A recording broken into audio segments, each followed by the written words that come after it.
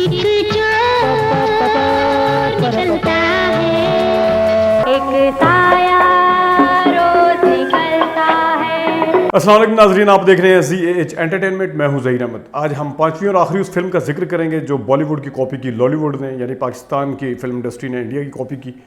तफसील पे जाने से पहले अगर आपने ZAH एंटरटेनमेंट को सब्सक्राइब नहीं किया तो सब्सक्राइब कर लें।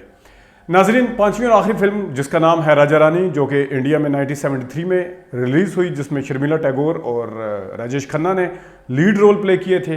पाकिस्तान में उसको कॉपी किया गया एक साल बाद, यानी 1974 में। और उस फिल्म के लीड रोल जो थे वो नदीम और शबनम, मशहूर जोड़ी जो है, और उसके डायरेक्टर जो थे दादा यानी कि नज़रुल इस्लाम साहब थे। समझ में नहीं आता नज़रुल इस्लाम जैसे डायरेक्टर ने, जिन्होंने आईना बनाई, जिन्होंने बंदिश बनाई, जिन्होंने कमाल कमाल की फिल्में बनाई, उन्होंने ज़मीन आसमान भी कॉपी की और ये फिर राजा रानी भी की। कॉपी करना चलें कर ली, लेकिन उसके वो कैसी कॉपी की ये हम आपको बताते हैं। राजेश खन्ना साहब ने चोर का रोल प्ले किया उसमें राजा रानी में, और शर्मिला टैगोर थी उनके साथ, जो एक तवाइफ का रोल प्ले किया। वो बाद में वो ठीक हो जाती हैं और ये भी चोरी छोड़ देते हैं राजेश खन्ना साहब। फिल्म के शुरू में अगर आप देखें तो टाइटल सॉन्ग तो आपने सुन लिया होगा। गानों की तफसील हम आपको बाद में बताएंगे कि कहाँ कहाँ पे रिजेंबलेंस है। लेकिन जो एक सीन है जहाँ पे राजेश खन्ना चोरी करने आते हैं, फिर वो कुछ दवाई पी लेते हैं, वो भी बेड पे सो जाते हैं उस खातून के साथ जिसके कमरे में, जिसके पास वो चोरी करने के लिए जाते हैं। उस सीन को बड़े अच्छी तरीके से पिक्चराइज किया गया है और ना चाहते हुए भी हंसी आती है उसको देख के। जिस वक्त उस औरत का शोहर जो है वो अपने उसके कमरे में आता है तो बड़ी हंसी आती है। अरे बेशर्मी की भी हद होती है। मैं हस्बैंड हूँ और मेरे सामने ये ड्रामा। दूसरी तरफ जब नदीम साहब की फिल्म का यही सीन जो है, तमन्ना बेगम जो है वो औरत बनी हुई है और नन्ना उनके खावंद है।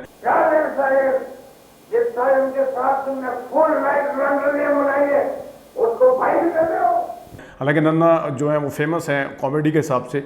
एक तो इस सीन में ख़ास तौर पे जो पाकिस्तान की शराफत फिल्म में है उसमें थोड़ा सा कैमरा वर्क का भी थोड़ा सा प्रॉब्लम है कि उसमें बेड के हवाले से अगर एक ही एंगल रखा है उसको इतने अच्छे तरीके से पिक्चराइज नहीं किया गया। दूसरा ये है कि नन्हे के होते हुए इतनी ज़्यादा हंसी नहीं आती जितनी ज़्यादा आपको अच्छा फील होता है और लाइट फील होता है और आपको थोड़ा सा मज़ा आता है सीन देख के।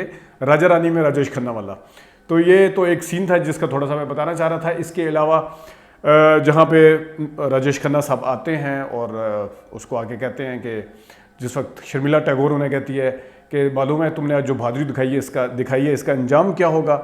इसका अंजाम ये होगा कि हमारा धंधा और ये जो बंद भी हो सकता है।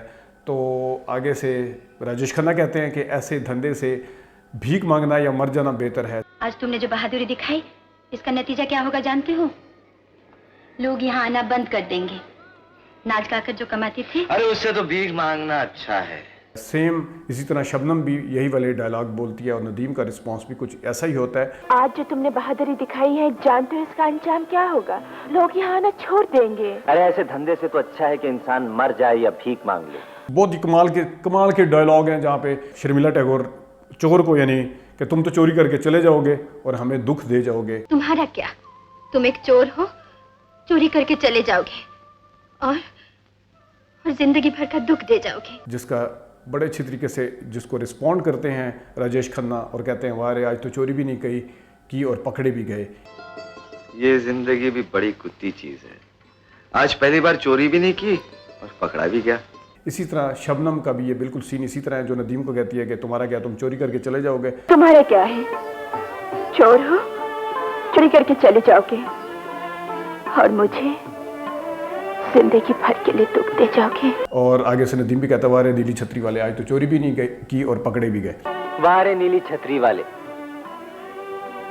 आज चोरी भी नहीं की और पकड़े भी गए। ये तो कुछ सीन थे। इसके अलावा एक जो बहुत अच्छा सीन है राजा रानी फिल्म में, जिस वक्त शर्मिला टैगोर के पास जिस वक्त ये अपना धंधा छोड़ देती है, यानी तवाइफ नाचना और गाना ये छोड़ देती है, तो उसके पास एक नवाब आता है। एक नवाब नहीं आता बल्कि एक बंदा आता है जिसको वो समझाती है कि तुम यहाँ पे क्यों आते हो, समझ नहीं आती तुम जैसे लोग यहाँ पे क्यों आते हैं। और अगर दिल बहलाना इतना अच्छा है या मैं तुम्हें इतनी अच्छी लगती हूँ तो मुझे अपने बीवी बच्चों के पास लेकर के जाओ। मुझे अपने घर ले चलिए। क्या कहा? मुझे अपने बीवी बच्चों के सामने ले जाकर कहिए कि ये है रानी भाई। तो उन्हें बताओ जाके कि ये तुमसे ज़्यादा अच्छे हैं या ये तुमसे ज़्यादा अच्छा दिल बहला सकती है। इसी तरह शबनम जो है वो भी मसूद अख्तर को कहती है, जो इसमें रोल उस बंदे का प्ले किया है जिसने। मुझे अपने घर ले चलिए नीलम भाई, मुझे अपनी बीवी और बच्चों से मिलाए और उनके सामने इकरार कीजिए जो सुख नीलम भाई की कोठी पे है वो इस घर में नहीं। फ़र्क सिर्फ ये है कि डायलॉग बहुत अच्छे हैं इस सीन के ख़ास तौर पे, ज़बरदस्त जानदार डायलॉग हैं। शर्मिला टैगोर जी ने भी बहुत अच्छे बोले हैं, शबनम की अदाकारी भी है बहुत अच्छी है। फ़र्क ये है कि उसमें राजा रानी में तो वो शोहर फिर इसकी बातें सुनने के बाद खुद चला जाता है, जिसके बाद वो फिर उसको ओबलाइज होता है, मशकूर होता है कि वो मुझे सीधे रास्ते पे लेके आई। बाद में ये सीन ज़्यादा अच्छी तरीके से फिल्माया गया, क्योंकि जो पाकिस्तानी फिल्म शराफत में है उसमें थोड़ा सा ये किया है कि उसके बीवी और बच्चे उसी कोठे में आ जाते हैं, जिसके बायस वो शर्मिंदा भी होता है और देखने वाले को ये भी मैसेज आता है कि शायद शबनम ने या जो नाचने और गाने वाली है उसने खुद फ़ोन करके बुलाया है उसके बीवी बच्चों को या जो भी है। लेकिन वो मेरे ख्याल में राजा रानी का ये सीन ज़्यादा अच्छी तरीके से पिक्चराइज हुआ है या शूट हुआ है, उसको ज़्यादा अच्छी तरीके से कंसीव किया गया है। तो नाज़रीन अब आते हैं गाने की तरफ। म्यूज़िक दोनों के अच्छे हैं गाने अगर देखा जाए, लेकिन म्यूज़िक पे जाने से पहले अगर डायरेक्शन के हवाले से बात कर ली जाए तो वो ज़्यादा अच्छा है। इसमें मैं फिर कहूँगा कि जो राजा रानी का डायरेक्टर है, हालांकि नज़रुल इस्लाम साहब जो है उन्होंने बड़े अच्छे माने में डायरेक्टर हैं। कुछ ये सीन जो मैंने पहले बताया आपको, अदालत का सीन भी मेरे ख्याल में राजा रानी के ज़्यादा अच्छा है। फिर एक गाना जिस वक्त ये बदल जाते हैं, दोनों तहिया करते हैं कि हम अपनी ज़िंदगी को बदलेंगे, हम ये छोड़ देंगे दोनों। वो कहता है मैं चोरी छोड़ दूँगा, ये कहता है मैं गाना छोड़ दूँगा। उसके बाद लता और मुकेश का एक गाना है कि आसमां पे फैला है बह रहा है चांदनी का दरिया या चांदनी का दरिया। आसमां पे चांदनी का एक दरिया बह रहा था। तो वो मेरे ख्याल में उस गाने की और उस सिचुएशन की मुनासबत से बहुत ज़बरदस्त है। झील को बड़ा सिंबॉलिक दिखाया गया, जहाँ पे वो अपनी प्रीवियस ज़िंदगी को वो कहता है कि धो लेते हैं अपने नहा धो के। तो वो गाना के जो बोल हैं वो भी बहुत ज़बरदस्त हैं, पता चलता है इम्पैक्ट बहुत अच्छा है उसका कि देखने वाले को पता चलता है कि वो एक नई ज़िंदगी शुरू करने जा रहे हैं और नई उस पर रास्ते पे चलने के लिए जा रहे हैं। जबकि दूसरी तरफ शराफत फिल्म में नदीम सिंपल वो समंदर के पास लॉन्ग शॉट में दिखाया गया है, कोई शॉट भी इतना अच्छा नहीं है और वो बस समुद्र के अंदर जाके नहाना शुरू कर देते हैं और वो बस इस तरह कह के लगा रही है यहाँ से जो भी व्हाटएवर। लेकिन इंडियन फिल्म का भी ये सीन का इम्पैक्ट ज़्यादा अच्छे तरीके से है। राजेश खन्ना की अदाकारी और नदीम वैसे तो बहुत जानदार तरीके से अदाकारी करते हैं और शुरू की जो फिल्में हैं उनमें से आती हैं, ये भी उनकी मतलब पहले 10 साल की। और इसी तरह राजेश खन्ना साहब भी आनंद फिल्म में जिस तरीके से उन्होंने जान डाली, उसमें चोर तो नहीं थे, सच्चा झूठा में जिसने जान डाली थी, इसमें भी जब ये चोर बने हैं तो बहुत जानदार तरीके से अदाकारी की है। वैसे एक चीज़ मैं यहाँ पर आपको बताऊँ कि मैं राजेश खन्ना को थोड़ा सा गानों से हट के अदाकारी के हवाले से अंडर एस्टिमेट करता था, लेकिन मैंने जो 1-2 फिल्मों का जो मुआवजना किया है उसमें मुझे थोड़ा सा पता चला है कि राजेश खन्ना भी अपने तरीके से करते थे। ठीक है, वो चलते अपने तरीके से हैं, वो चोर के तरीके से नहीं चल रहे कि अगर किसी घर में वो चोरी करने के लिए जा रहे हैं तो वो सीधा जो उनका स्टाइल था यूं गर्दन करके सीधे चलते हुए जा रहे हैं। चोर कभी इस तरह नहीं चलता, दाएं में देख के चलता है, वो इतना लापरवाह होकर नहीं चलता राजेश खन्ना साहब। लेकिन बहरहाल उनकी स्क्रीन के ऊपर जो प्रेजेंस है या जो स्क्रीन के ऊपर जो उनका स्टाइल है, लोग उसको पसंद करते थे और करते हैं।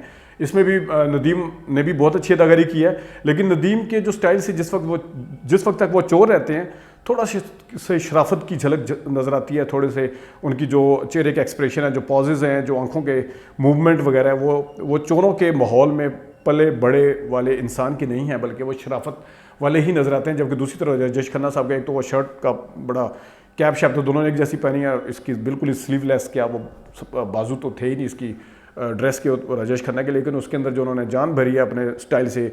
वो जो उनका बार बार तकिया कलाम था कि बड़ी कुत्ती चीज़ है, वो भी एक शो करता है कि किस बैकग्राउंड में ये बड़ा हुआ है बंदा। उसमें मेरे ख्याल में राजेश खन्ना साहब ने जो चोर के अंदाज़ और चलने फिरने का जो अंदाज़ है, एक इसको छोड़ के वो लापरवाह होकर चलते हैं, लेकिन उन्होंने बड़ी जानदार ज़्यादा अच्छी अदाकारी की है मेरे हिसाब से। नदीम ने जो बाद का पोर्शन है जिसमें सीरियस डायलॉग हैं, सब कुछ सीरियस है, उसमें तो अच्छी अदाकारी की है, उसमें राजेश खन्ना ने भी अच्छी अदाकारी की है। लेकिन मेरा एक नंबर यहाँ पे ना चाहते हुए भी मैं राजेश खन्ना साहब को एक नंबर ज़्यादा दूंगा। वो अलग बात है कि अलग अलग फिल्म बाद में आई थी 80s के बाद, तो राजेश खन्ना साहब ओवर एक्टिंग शुरू कर दी थी उन्होंने, और ऊंचे लोग में और अलग अलग मेहरबानी कर दी। इसकी वीडियोस मैं खैर पहले बना चुका हूँ, लेकिन इस फिल्म में मैं राजा रानी में एक नंबर मैं ज़्यादा दूंगा और शर्मिला टैगोर और शबनम जी को मैं बराबर नंबर दूंगा। हालांकि शर्मिला टैगोर के ऊपर एक अलग से मैं वीडियो बनाऊँगा, एक कंपेरिजन बनाऊँगा उनका भी, शर्मिला टैगोर का एक पाकिस्तानी एक्ट्रेस के साथ। आते हैं गानों की तरफ। तो गानों में एक तो टाइटल सॉन्ग आपने सुन लिया, थोड़ा सा एक जैसा ही है, रात के सन्नाटे में चोर निकलता आवाज़ आती है चोर चोर, और सेम इसी तरह उनका भी है। एक जिस वक्त जब ये दोबारा उसके कोठे पे जाते हैं तो उस वक्त वो गाना गाती है कि जा तुझे पहचान लिया तुझे अपना जाने तमन्ना मान लिया।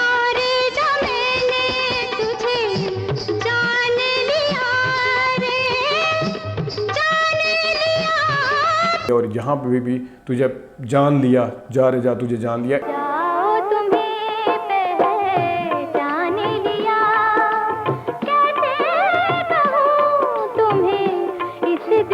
इन दोनों की वर्डिंग भी तकरीबन थोड़ी सी मिलती जुलती है और एक जैसी लगती है आपको।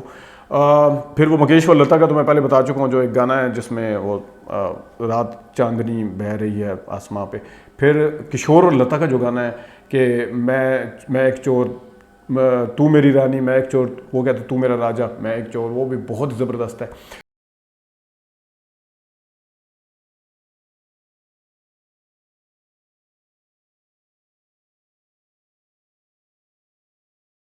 पाकिस्तानी फिल्म में रूना लैला के गाने अच्छे हैं, ठीक हैं। एक तो जान लिया पहचान लिया, लेकिन जो बहुत ज़बरदस्त गाना है जो मशहूर भी हुआ अपने ज़माने में, वो है खान साहब यानी मेहदी हसन खान साहब का, जो रूना लैला से पीछे आई कर रही है, तेरे भीगे बदन की खुशबू से लहरें भी हुई मस्तानी सी। तेरे भीगे बदन की खुशबू से लहरें भी हुई मस्तानी सी। कमाल गाना खान साहब ने गाया और पिक्चराइजेशन भी बहुत अच्छी है नदीम साहब ने। थोड़ी देर के लिए तो बंदा कहता है कि इस फिल्म का नाम वाकई शराफत है गाना देख के, लेकिन गाना बहरहाल बहुत अच्छा है। अगर आप लाइटर नोट में देखें तो इसको बहुत ही मज़ा आता है आपको ये देख के। ओवरऑल फिल्में पूरी हुई, 5 इनकी। फिर इस सिलसिले को जारी रखेंगे नाजरीन, लेकिन अभी फ़िलहाल रोकते हैं हम हॉलीवुड की फिल्में जो पाकिस्तान में कॉपी हुई और हॉलीवुड की फिल्में जो इंडिया में कॉपी की गई, कौन सी ज़्यादा अच्छी थी वो देखेंगे। और जो 5 फिल्में पाकिस्तान की पहले बनी थी, जो हमने बाद में इंडिया की नौकर वोटी दा, उमराव जाना दा, आईना, ये जो हमने ज़मीन दूरियाँ, मेरे ख्याल में इंडिया की 5 फिल्में चूँकि पाकिस्तान में पहले बनी थी तो बाद में बनने वाली इंडिया की फिल्में इतनी अच्छी नहीं थी, ना किसी भी लिहाज से, हदायतकारी के लिहाज से भी और मेयार के लिहाज से भी, क्वालिटी के लिहाज से और अदाकारी का जो डिपार्टमेंट है या डायरेक्शन का जो भी है। Same case with Indian film कि जो पहले पाकिस्तान ने जो इंडिया में पहली बनी, जो अभी बताई है, जिनमें से आज एक बताई, एक सच्चा झूठा भी थी, पीछे भी बताई हैं, और फिल्में गोपी की कॉपी की गई है और इसके अलावा ऑन की कॉपी की गई है और 1-2 फिल्म और बताई थी। तो मेरे ख्याल में पहले ज़्यादा एक दिल एक मंदिर छोड़ के जितनी भी फिल्में पाकिस्तान में बाद में बनी वो इंडिया की ज़्यादा अच्छी थी। दिल एक मंदिर में थोड़ा सा आप क्रेडिट देंगे कि राजकुमार ने वहाँ पे ज़्यादा अच्छी एक्टिंग की थी डॉक्टर के रूप में, राजेंद्र कुमार के मुकाबले में वहीद मुराद साहब ने बहुत अच्छी अदाकारी की थी। ये एक ओवर थोड़ा सा मैं देना चाह रहा था ओवरऑल कि हमने क्या देखा, क्या इस तज्जिये के हवाले से। नाज़रीन, इस सिलसिले को जारी रखेंगे। आज के लिए इतना ही, इजाज़त दीजिए, अल्लाह हाफ़िज़।